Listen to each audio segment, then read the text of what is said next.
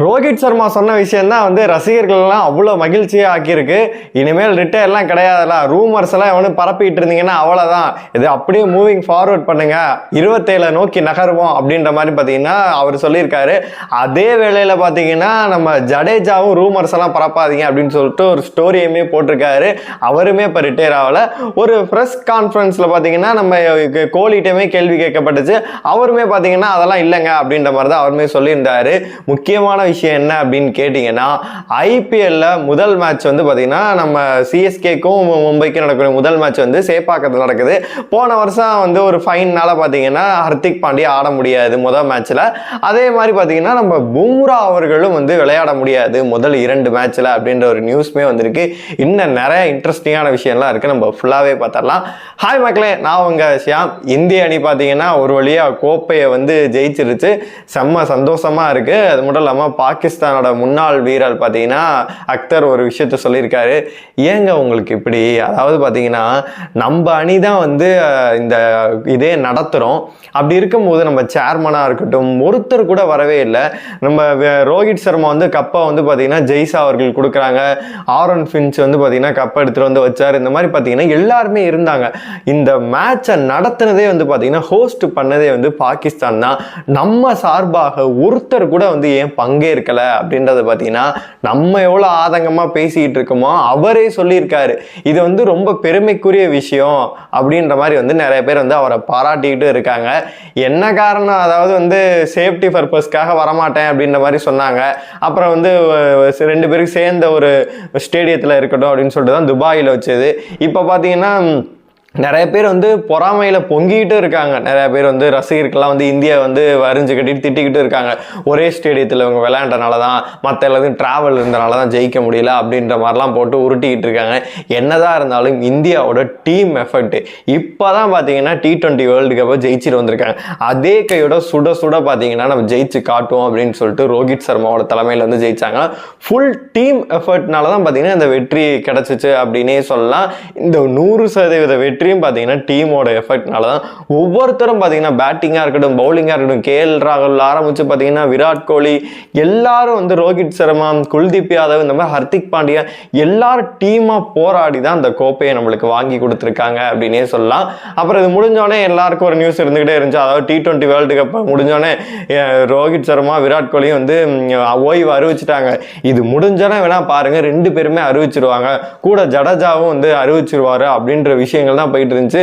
ரசிகர்லாம் ஐயோ டெஃபினெட்லி நாட்டா இல்லை வருவாங்களா அப்படின்ற ஒரு விஷயம் எதிர்பார்த்துட்டு இருந்தாங்க.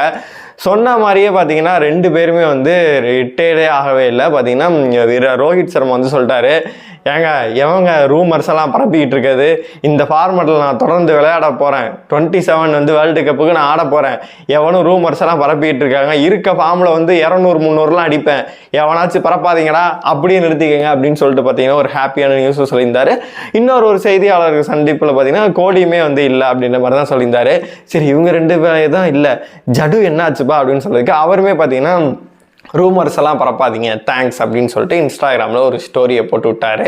சரி அந்த அப்டேட் தான் இருக்குது, இதுதான் முடிஞ்சு போச்சு இப்போ சாம்பியன்ஸ் ட்ராஃபி. அடுத்து என்ன அப்படின்னு சொல்லிட்டு நீங்கள் கேட்கலாம். ஐபிஎல் பார்த்தீங்கன்னா வெறி கொண்டு வர இருக்குது. 22ஆம் தேதி வந்து ஆரம்பிக்குது. ஹாரி ப்ரூக் அவர்கள் பார்த்தீங்கன்னா வருஷம் வந்து இவங்க இதே மாதிரி வந்து அப்ளை பண்ணுறானுங்க, கடைசி இடத்துல இன்ஜுரி ஏதோ சொல்லிட்டு ஓடி போயிடுறாங்க, நம்மளுக்கு வந்து லாஸ் ஆகுதுன்னு சொல்லிட்டு பார்த்தீங்கன்னா ஸ்ட்ரிக்டாக ஒரு ரூல்ஸை வந்து பிசிசிஐ போட்டு விட்டு போயிட்டாங்க. அதாவது நீங்கள் மேட்ச்சில் விளையாடணும் அப்படின்னா நீங்கள் வந்து அப்ளை பண்ணணும். அப்ளை பண்ணிவிட்டு உங்களுக்கு இன்ஜுரியாக இருந்துச்சு அப்படின்னா ஒரு லெட்ரு கொடுத்தீங்க அப்படின்னா எந்த ஒரு இதுவுமே இல்லை, பர்சனல் ப்ராப்ளம், ப்ரெஷர் இருக்குது, அங்கிட்டு ஒரு மேட்ச் இருக்குது அப்படின்லாம் போனீங்க அப்படின்னா 2 வருஷம் உங்களை பேன் பண்ணி போடுவேன் அப்படின்னு சொல்லிட்டு பார்த்தீங்கன்னா பேன் பண்ணிட்டாங்க. ஹாரி ப்ரூக்கை முதல் முறையாக வந்து இந்த ஐபிஎல் வரலாற்றிலே வந்து பார்த்தீங்கன்னா முதல் ஆளாக பார்த்தீங்கன்னா 2 வருடம் வந்து அவர் பேன் பண்ணியிருக்காங்க. அப்புறம் பூம்ரோ பார்த்தீங்கன்னா ஐபிஎல்ல வந்து விளையாடுவாரா அப்படின்றதெல்லாம் போச்சு, நம்மளுக்கான திக்குன்னு ஆயிடுச்சு. கடப்பாறைக்கு அவர்தாயா ஒரு பெரிய ஆணியாக வச்சு சர்க்குன்னு வந்து இறக்கிட்டு இருப்பாரு அப்படின்ற மாதிரி இருந்துச்சு. பார்த்தீங்கன்னா முதல் 2 அல்லது 3 மேட்ச்ல வந்து அவர் விளையாட முடியாது அப்படின்ற மாதிரி டைம்ஸ் ஆஃப் இந்தியாவில் பார்த்தீங்கன்னா நியூஸ்மே வந்திருக்கு. அதான் இப்போ வரைக்கும் பார்த்தீங்கன்னா அவர் ஃபிட்டாக இல்லை, ஓரளவு போயிட்டு இருக்கு அப்படின்ற மாதிரி தான் சொல்கிறாங்க. ஏற்கனவே பார்த்தீங்கன்னா கடப்பாறையில் நிறைய பிரச்சனைகள் இருக்கு. அல்லா ஹாசன் எடுத்தாங்க, அவருக்கு எதோ இன்ஜுரி அப்படின்னு சொல்லிட்டு இருந்தாங்க. ஓப்பனிங் இப்போ யார் பண்ணுவான்னு சொல்லிட்டு தெரியவே இல்லை. இந்த ரியான் கில்டன் அவர் தான் ஓப்பனிங் பண்ணார், விக்கெட் கீப்பர் அப்படின்னு நினைக்கிறேன். அவர் ரோஹித் சர்மாவும் பார்த்தீங்கன்னா அங்கே ஒரு பிரச்சனை இருக்குது. வில் ஜாக்ஸ் வந்து எப்படி விளையாட போகிறாரு அப்படின்னு சொல்லிட்டு தெரியவே இல்லை. ட்ரெண்ட் போல்ட்டுக்கும் ஏதோ இன்ஜுரி அப்படின்ற மாதிரி கேள்விப்பட்ட மாதிரி இருக்குது. அப்புறம் தீபக் சார் சொல்லவே வேணாம், என்னடா உடஞ்சு விழுவுறவன் எல்லாத்தையுமே எடுத்து வச்சிருக்கீங்க இப்படியாடா அப்படின்ற மாதிரி பார்த்தீங்கன்னா அங்கங்கே வந்து ஓட்டைகள்லாம் இருக்குது. இதெல்லாம் சமாளித்து தான் வந்து நம்ம மும்பை இந்தியன்ஸ் ஜெயிக்க பார்க்கணும், வெயிட் பண்ணி பார்க்கலாம். கடப்பாறை கண்டிப்பாக வந்து அதோட ஃபார்மில் தான் இருக்கும். அந்த மாதிரி வந்து நிறைய டீம்லேயும் பார்த்தீங்கன்னா இன்ஜுரி அந்த மாதிரி இருந்தாலுமே பார்த்தீங்கன்னா ஒரு சில பேக் அண்ட் பிளேயர் எடுத்து வச்சுருப்பாங்க.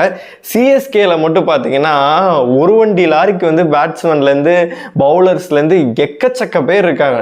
நீ சாம்கரனை கொண்டு வருவியா இல்லை வந்து இவரை கொண்டு வருவியா அப்படின்ற மாதிரி நம்மளுக்கே குழப்புது. எப்படி டீமை வந்து செட் பண்ண போகிறாங்கன்னு தெரில. இந்த வருஷம் பொறுத்தளவுக்கு செம்ம பிளேயர்ஸ் எல்லாம், நூர் அகமதில் ஆரம்பித்து சிக்ஸர் துபேலேருந்து ஆல்ரெடி இருக்காரு. இந்த மாதிரி நிறைய பிளேயர்ஸை வந்து எடுத்து வச்சுருக்காங்க. அதனால் இந்த தடவை சரவெடி காத்திருக்கு அப்படின்னே சொல்லலாம். ஐபிஎல் வரத்துக்கு முன்னாடி நம்ம வந்து ஐபிஎல் பற்றி நிறைய வீடியோ போடலாம் அப்படின்னு சொல்லிட்டு பிளான் பண்ணியிருக்கோம். சாம்பியன்ஸ் ட்ராஃபிக்கு நீங்கள் ஃபுல் அண்ட் ஃபுல் செம்ம சப்போர்ட் கொடுத்தீங்க. அதே மாதிரி பார்த்தீங்கன்னா நீங்கள் வந்து ஐபிஎல் தொடர்ந்து 74 போட்டிகள் நடக்க இருக்கு. நம்ம உங்களுக்கு பிடிச்ச டீம்ஸோட ப்ரெடிக்ஷன் வீடியோ, அதுக்கான அப்டேட்ஸ், ஏதாச்சும் இன்ஜுரினா அப்டேட் வரும், அதுவும் இல்லாமல் யார் வந்து கேப்டன்சி வந்து திடீர்னு மாற்றங்கள் நடக்கும், அந்த மாதிரி எல்லா அப்டேட்ஸ்க்கும் ஒரு வீடியோ வந்து டெய்லியுமே வந்து 1-2 வீடியோ போடலாம் அப்படின்னு சொல்லிட்டு பிளான் பண்ணியிருக்கோம். அதுக்கு நீங்கள் என்ன பண்ணணும், லைக் பண்ணி நம்ம சேனல் வந்து சப்ஸ்கிரைப் பண்ணி இதை நிறைய பேர் ஷேர் பண்ணிவிடுங்க. ஐபிஎல் வீடியோ அடுத்தடுத்து போடலான்னு பிளான் பண்ணியிருக்கேன். நடுவில் எதுவும் கிரிக்கெட் அப்டேட் எது வந்தாலுமே உங்களுக்கு அப்டேட் பண்ணுறேன்.